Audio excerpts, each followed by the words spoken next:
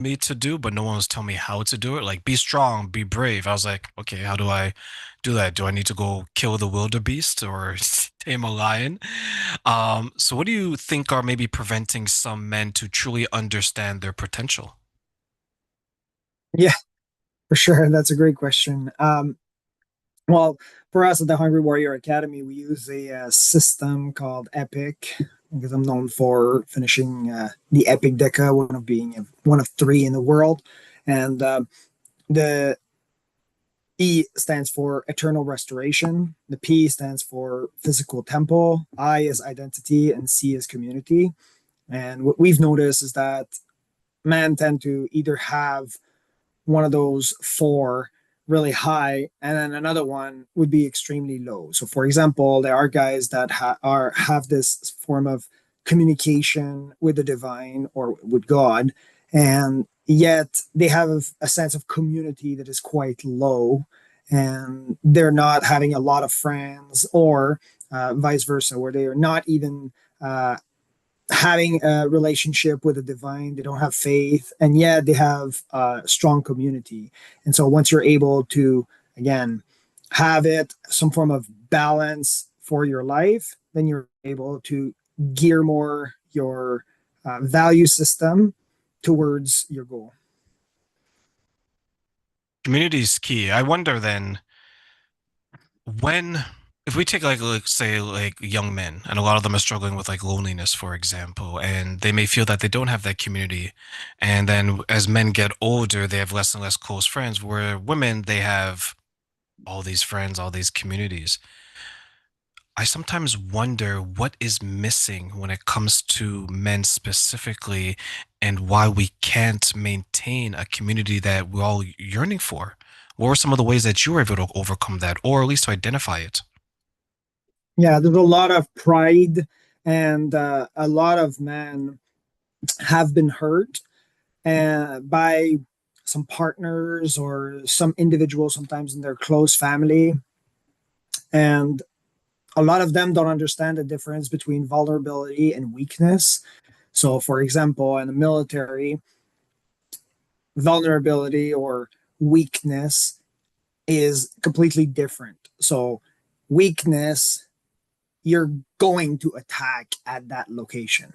Like that's strategy 101. It would be you're attacking at that weakness versus the vulnerability is understanding that you do have some personal downfall, but that you're able to tell some individuals that have your best interest. And so you're able to build the entire community. So, for example, one person in the military might be in communication, but yet they're not that great at being the medic. Well, they're sent inside of a team, and that guy is much better at being the medic, and so he would be placed in that position. Are men unable to identify the difference between vulnerability and weakness? A lot of them don't know the difference between vulnerability and weakness. For example, are you able to know who to speak to? Ooh, are you asking me, or is that Yeah. one of the questions that yeah, Yeah. yeah, no, okay, good. I love it. I love the back and forth. Yes. Now I'm able to, let's say over the last 10 years. Like prior to that, in my 20s, I had no idea because I always went to the wrong person. Yeah. Which became a weakness. And so if you're talking to the wrong person, that might become a weak point where you're seeing it as some form of ways that the somehow enemy is coming in. So since we're supposed to be always on our guard, we're supposed to be the protectors, we're supposed to be the providers as the leaders, then a lot of it comes from the external um, perception from people. And then when you're supposed to be the leader, you're supposed to be the protector, you're supposed to be the provider, you tend not to want to show any form of weakness. And so, since you've been hurt sometimes by parents or partners or sometimes previous partners, then you tend to see all of your vulnerabilities as weakness. And so you don't want to share them. But if you're able to understand the difference, then you're able to share your weakness with the right people, which then becomes some part that is vulnerable, but it doesn't become a weak point for the entire team. So there are certain things that you're not going to share with the entire world, so to speak. So Does I'm the that make protector. sense a bit more? It does. And I was gonna say, so I'm the protector. I'm supposed to be safe and strong for other people, but if I'm not that way for myself, then I have a problem. Well, for example, if all of a sudden you're so we all have our love languages. If all of a sudden you're telling someone your love language, if you're telling your partner your love language, it is a weak point because if that person understands that your love language is gifts, like you love to receive gifts, and then you tell a coworker about that weak point, then that person might use it to their advantage by starting to give you small gifts. That becomes a weakness, and then that weakens your entire foundation for a solid marriage. So that becomes a weak point. But if you're telling your wife and she wants to be closer and intimate with you, then sometimes it doesn't even have to be a physical intimacy. It just has to be that you're giving something to that person because that's their way of receiving love.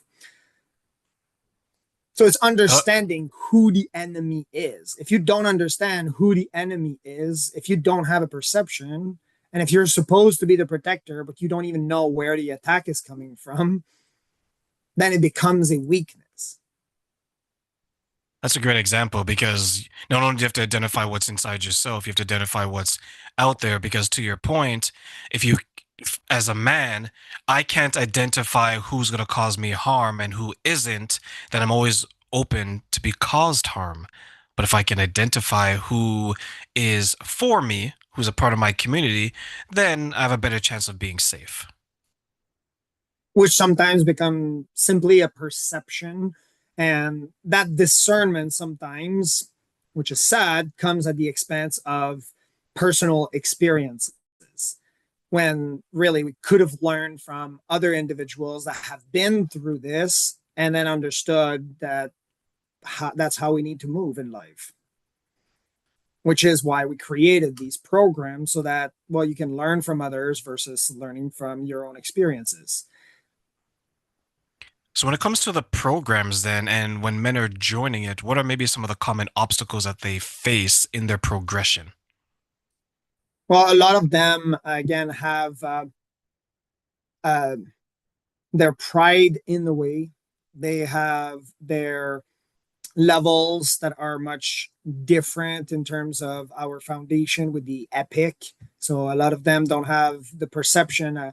Some of them we've seen guys that are a lot in their Bible, but yet they neglect their family.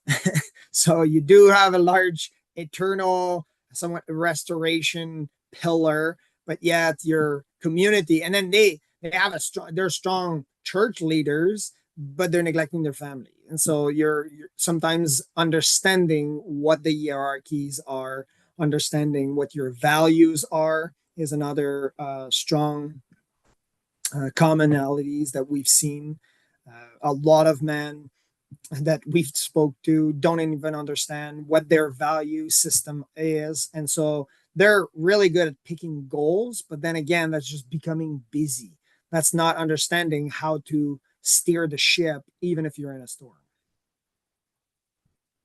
So they come in, they have faith, which is a very important foundation, but they're imbalanced because, to your point, they have all this time in their faith in their Bible, but when it comes to their family, they're like, "Oh, when's the last time I talked to my wife? When's the last time I seen my kids?" Right? There's like this imbalance. How do we? If I came to you, then how would you keep me on track? Well, we have a DECA system to understand where you fit in and how you can, again, steer your ship. And so our DECA system, again, stemming from the Epic DECA, is D is for discipline, E is for energy regulation, C is capacity, and A is action. So really understanding how to discipline your life. And then after this energy regulation is how to use your energy appropriately, and then see his capacities, so understanding not just if you're able to complete the task, but are you really in the right position at that moment? Like, is God calling you to be an electrician versus the CEO of a company? Or there are a lot of people right now that are saying, how about you leave your 9 to 5 job and become an entrepreneur? Where I would say that less than 5% of people should be entrepreneurs, but yet everybody wants to be this entrepreneur building companies. And everybody, most people should be in a position where you're working for someone and then creating a certain form of action plan. I agree with you when it comes to entrepreneurship, starting a business. I think the majority of people is not for them. And that doesn't necessarily mean that they should work for a person. It's just it's a different type of responsibility. It takes a different type of person. When it comes then to maybe understanding where our strengths are, is that a difficulty? Is that a difficult thing for men to identify? Well, that's part of the capacity. Yeah, correct. So if they're lacking their capacity, then they could be in real trouble because they may be overstating it or understating it. Is that correct? Well, pride might be in the way where they oftentimes think that they can achieve, like more like a lot of men think that um, they can fight a bear, so to speak, right? Or think that because they know how to swim, they're able to fight off a shark attack. I don't think that's possible. I've swum with sharks a few times with no cage, and they're quite dangerous. And I I got back on the boat as soon as they got agitated. For you, then, when you're going through your personal journey, how were you able to become the man that's in front of me today? Made a lot of mistakes. I made my mistakes, and it took me decades to really comprehend all of these valuable lessons that changed my path. Do men fear making those mistakes? Well, definitely, it's part of life, having fears. But then again, if I had to put an adjective on what being a man is, when they say be a man, it's to be courageous. Because courage is doing the action in spite of fear, versus bravery is not having fear and doing the action anyway. So we're understanding of the fears, and if you're able to understand the fear, then you're able to place the action, and you're able to live in faith versus in fear, because you understand what the fear is. I failed in probably every part of my life if I look back. Yep. Personally, romantically, at work. And what really changed in my life was when I hit my rock bottom, I looked up and I said, Terrain, do you want to be this person that's near the bottom, or do you want to be something great? And I made a decision I want to be something great. It took time, it took tears, it took frustration, but I wouldn't not go through that again. And then there's some other men that I speak to, and JD, I'll get your input on this. When you tell them the journey that, hey, this is not going to be done in 1 week or 1 month, they're like, okay, that's going to take too long. I'm like, too long? You were struggling for all these years, right? You're struggling in the worst way possible. Why don't you want to struggle in the best way possible? When it comes to time, and I know that everyone's journey is different. What takes one person 1 year may take another person two. Does the length of the journey have an impact, positive or negative, on the person? It depends on the perception of the person. It's just like marketing. If the perceived value is great enough for that individual, then that individual is buying, regardless of the price. So it's not about the price point or about the time, which you brought up that variable of time. It's about the perceived value. What is that person? For example, I went to university. I understood that I would not complete a university degree in 1 year. I understood that I was not going to accomplish that task and get a ring in a few months or weeks. So I saw the value in it. And many people would say, well, it's just a piece of paper on your wall. So I saw the value. That was my perceived value. I was willing to go through all of those nights filled with coffee or tea or any types of sugary drinks to keep me going for, and sometimes I would push uh, not family time, but I would push away friends. I would push away my personal life. um, I I would even qualify it as my personal sanity, understanding that I would make a schedule that made no sense to the normal human being. We're talking about Fridays and nights and Saturdays and Sundays and skipping church so I can sometimes go do an exam or studying in a cafe while I'm trying to travel to another city. Uh, you can't work completely focus on that work because you have to, again, putting all of this on the line, and that's just a university degree. So imagine now changing your entire life. It's part of the equation, and men have to understand it. So it's part of, again, their perceived value.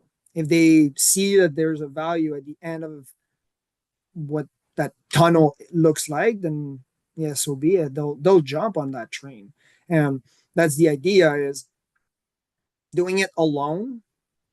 That's from a framework of your own experience. Like, we're talking what, 20 years. Let's say you did the mistake at the age of 20. If you made the mistake at the age of 30, you're looking at 30 years, but you did not really start comprehending life until you were at least after your teens. So you're looking at probably 18, maybe 20. So you have about 10 years of real life experience where you are somewhat comprehending. That's not taking into account that most people in this world right now are living in a survival mode for most people. So if you're saying that you have 10 years of real raw experience, so from 20 to 30, roughly, okay? Because in your teens, it's all about rebellion and they, that's what for most people it is in the Western world. Okay, in other worlds, they just eat the sandal in the back of the head, and then that's done. There you go. There's no more teenage years. We deal with a lot of countries around the world, and that's the way it goes. So they do have a life experience in other countries, but as for here in America, that's not live experience. That's just um, defying authority. So let's say 20 to 30 plus for most of us, which we agree are in survival mode, then you don't really sometimes remember. You only remember the spark or the experiences that really spike your neurotransmitters to a sense where now you are really comprehending that lesson, or something that really stops you in your track and helps you really focus on in your internal self and reflect on like inward. So how much of those 10 years do you have if you're doing it from 20 to 30 or 20 to 40, and then you're making these mistakes again and again? So you're going with 20 years of experience. So let's say that now you're doing it with a friend. Well, not only do you have the motivation of a friend, but you're also having another 20 years of that other person that might be 40. from 20 to 40, let's say, assuming. So now you're having 20 years plus another 20 years, and now you're stacking years. So you're having a community of individuals that have life experience, and now you're learning from others. Then let's assume that you pick the Bible as a system of value. Now you're not just picking 20 years of life experience, or you're not even stacking it as 20 plus years of individuals that are like-minded because they're thinking about the same goal. So they're all converging onto one goal, which is pleasing God and getting to that purpose, but they have a system of value, and that system of value is now rooted in thousands of years of history of men who are claiming, I'm a sinner, I failed, and here's my mistake. I was a king, I had a general, took his wife, made her pregnant, got a kid, and even lost the kid as a result of my sin. Someone had to die. It was the kid. And I ended up still being the king, but I'm humble enough to say, well, or broken enough to say, this was my mistake. I'm going to write about it. I'm going to tell my story so that others that are not kings are not making the same mistake, or are kings in their own house are not doing the same mistakes and taking somebody else's wife, or in other cases, being better leaders. So now you're not just doing it as with your own 20 years or your own 10 years or whatever. You're doing it with a community. You're stacking years, and you're also doing it with thousands of years of history with men who failed. Wonderful answer. I think that was fantastic, especially the way that you laid out the importance not only of learning from others, but failing and learning from that. You mentioned teens. I look back at my teens, man, GD, I knew nothing. But if you were Yeah. to ask me at 17, I would tell you I know everything in the world. It's just arrogance on a whole different level until you fail and you're like, uh-oh, maybe I don't know everything here. But the mentors were there for me, and I've always hung around people who are older, so I was fortunate to learn what I learned earlier on. There's some people in my life now. I'm 40, and there's some people who are struggling to learn what I learned 15, 20 years ago. And this is no shade to them or no shame. It's just I always wonder then 40 years of thinking of one way. You mentioned pride earlier, like your ego wouldn't allow you to think that you're doing something wrong, but you thought that you're the greatest thing. You're a catnip to women. You're the greatest thing to besides bread.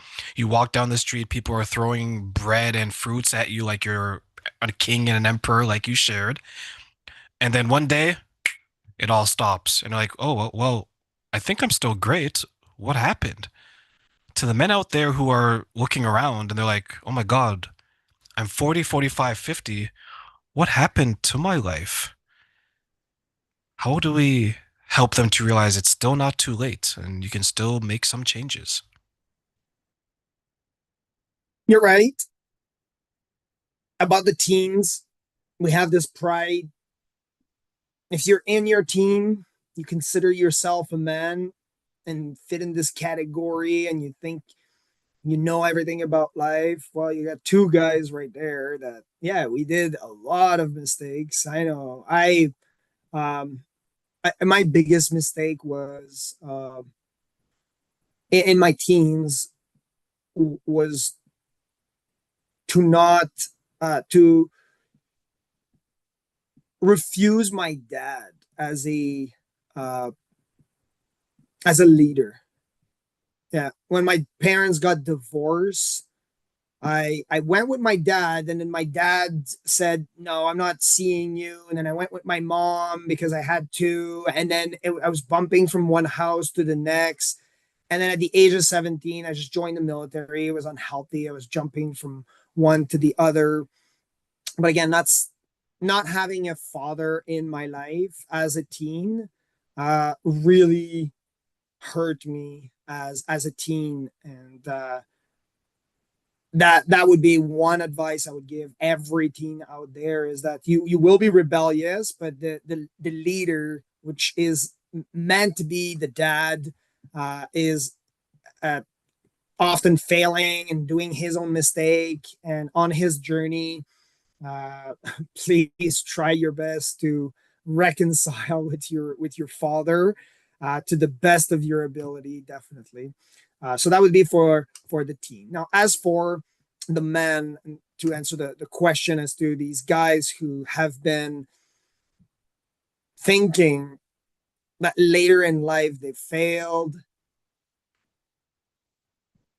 the idea that you are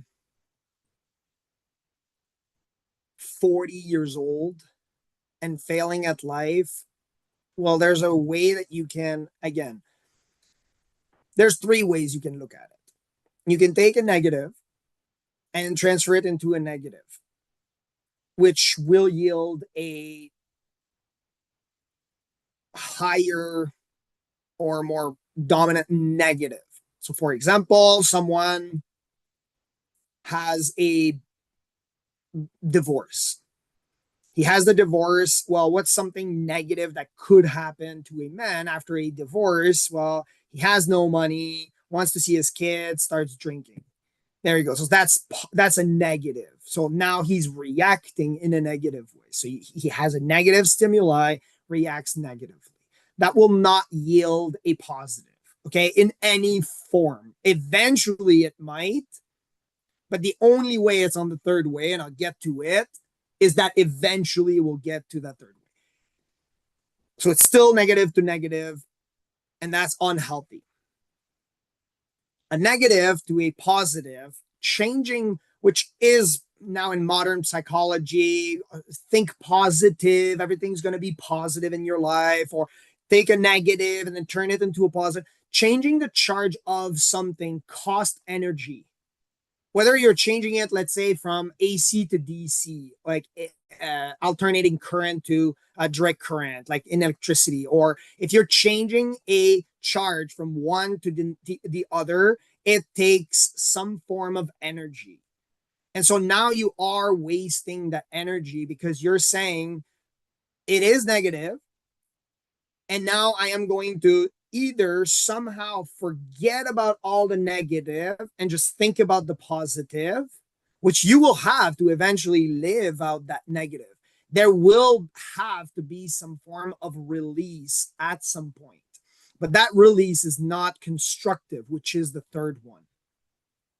So negative to negative doesn't yield good results. Negative to positive takes tremendous amount of effort because you have to rewire your brain completely, and it takes a lot of time, a lot of effort. It's costly in terms of energy, and very often guys and women as well are not able to stick for the long run. Because if it's a large task, if I said, okay, train, how about you bench press 3 plates right now on each side, right? That's humongous for most people. Now I don't know how much you can bench press, but I see your eyes, so I'm assuming you can't bench press 3 plates on each side, right? So I'm thinking, okay, well, if the guy can't bench press 3 plates on each, well, why aren't you doing it, right? But could you do it?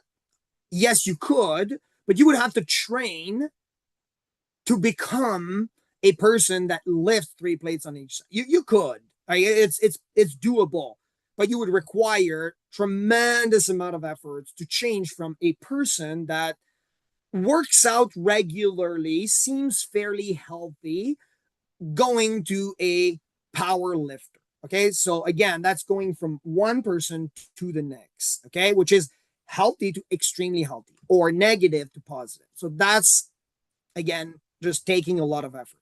Now, the key, you're 40 years old, is to train something that negative into something that is, the word is constructive. That's what these men have done to achieve it, to achieve that success. Why? Well, let's say same type of idea. The guy goes through a divorce. Instead of drinking, negative to negative, or positive or negative to positive, where he says, well, I went through a divorce. Well, I lost her, but maybe it is positive in all sense because maybe it wasn't meant to be, and maybe everything is positive, and everything in this world, and I'm all about love and caring, and maybe she's meant for somebody else. Like, no, this is not hurt. This is hurting you, and this is hurting her as well. And this is hurting everybody. Okay. This is all about feeling. So this is hurting everybody.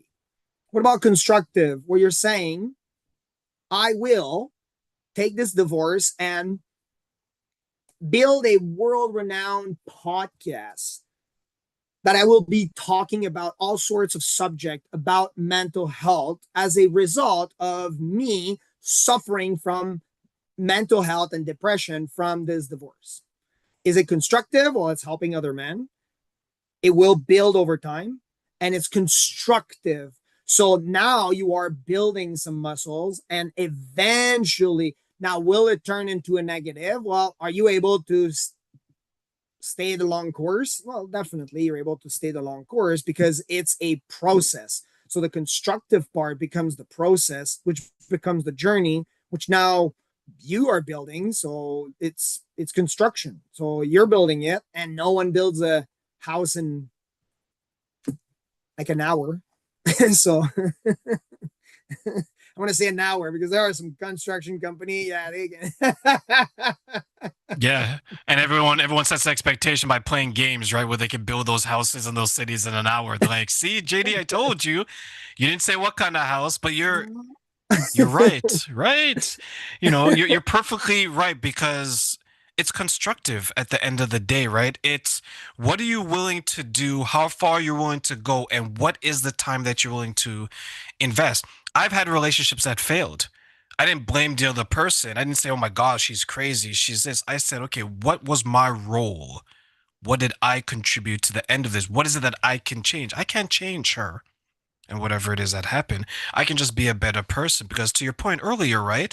We fail, we learn, and we move on. One of my friends, she always says that it's from blessings to lessons, right?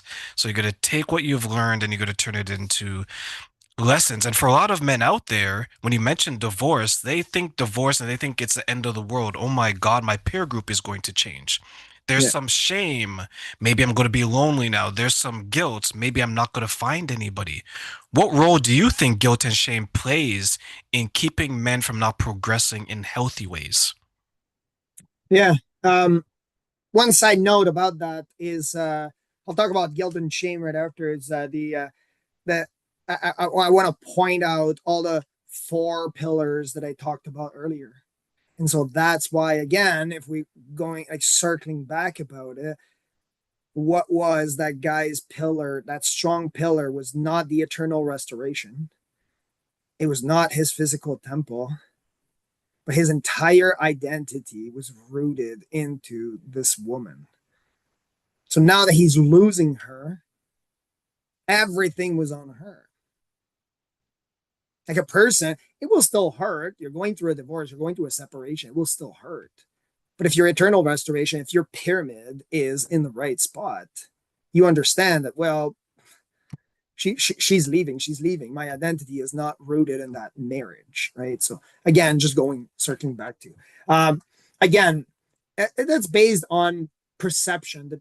Dr. Renee Brown was talking one time in a TED talk, talking about guilt and shame, and she extended it quite beautifully, where she said that shame is you are wrong, and guilt is you have done something wrong. So understanding that you have the choice to become a to you have the choice of making new mistakes or new experiences. Like, you have that choice, so you can choose how to see Perception is key. it. Definitely. Exactly. Yeah. Well, I know we're making it simplified, right? But it's true. If you're looking at it at the end of the world, you mentioned identity. If you are only your marriage and the relationship ends, her life will go on and you're like, oh, who am I now? Well, you're still somebody, right? But if that's all that, if you tied every single thing to that one relationship and it's gone now, I can see why suicide for men is on the rise. I can see why depression on the men for men is suffering these things is because you no longer know who you are. And this other person, they probably found someone else, the pool boy, the mailman, the delivery guy, the Amazon worker, Yeah, whomever, yeah, right? You're there left struggling. So you raise a good point when you share that. yeah, exactly. And that's the thing. There's nothing special uh, about JD or even Terrain or like we're guys who made mistakes. And again, circling back to the word courage, we're willing to do more mistakes. That's what we're willing to do. We're willing to go down to the battlefield and fight for another day. So for us, that's just another fight. That's it. And there are guys that just give up. They have no hope. And then once they go from negative to negative, then it just goes into a downward spiral. And then that's why right now at the moment, the suicide rate is increasing for men in terms of active suicide. There's still uh, passive suicide for women as well, because women are the highest to be on antidepressant, which now they become just zombies at work in their family, and so they're the highest gender on antidepressant. So they just become zombies, which I see it more as a form of passive. There might be. I'm no doctor, but there might be some cases where they can they're supposed to have that dosage. So I'm all fine. Like that's their thing. That's with their medical doctor that they have to see it. But uh, the statistic shows that the women are on the rise of these passive suicide, where they're still alive, but they're living like zombies as a result of antidepressant, as opposed to men are right now on the rise in terms of active suicide, where they're unaliving themselves at an alarming rate, and that's again because hierarchy is not in place. Let me ask you one final question, JD, but I want to do it in a form of I want to give you three wishes for this question. Oh boy. Okay. What are three things you wish men knew about taking a negative situation and making it constructive and then ultimately a positive one? Can you reframe the question? For you, my friend JD, because you said I could almost bench 3 plates on each side, I definitely will. Three wishes for men who want to turn maybe, let's say, a potentially bad negative situation into a more healthy one. So let's say, for example, I had a divorce and now I'm living a healthier life because I made changes and I found a partner that is right for me. Yeah. Um, Values before goal is the first one. So if anything happens in your life, negative, hopefully you did that before. So hopefully you were on the train show and you heard this podcast and you heard that before the storm comes, you should be anchored in your values and understand them and live by them. So if you have your values set and you're living by them before the storm, then when the storm comes, then you'll be a lot more ready. So, what I mean by values before goals is that there is nothing inherently wrong by becoming say, what we talked about doctor earlier, by becoming a doctor. There's nothing inherently wrong in trying to become a doctor, whether it's for your family or for yourself. There's nothing inherently wrong. However, it's in the process of becoming a doctor that all of a sudden now you have some wrong values. you might falter, you might even lose your license because you don't live by these values. You don't even have these values. And then you're working extremely hard, not only to achieve that professional degree, but you also uh, have to work even harder once you work as a physician or clinician. So now you need those values, which again, you're becoming a lot more stressed. So uh, the second one would be energy regulation, definitely. So, how you regulate your energy and really understanding how the body works will help you be able to function in the capacity that you were built to do. The same way that I could explain it is I don't, I'm an ultra endurance triathlete. Like, but I guess swim, bike, and run entire countries. However, I'm not going to fuel the exact same way as terrain over here who bench press 3 plates on each side or who is trying to lift cars, right? That's just a different way.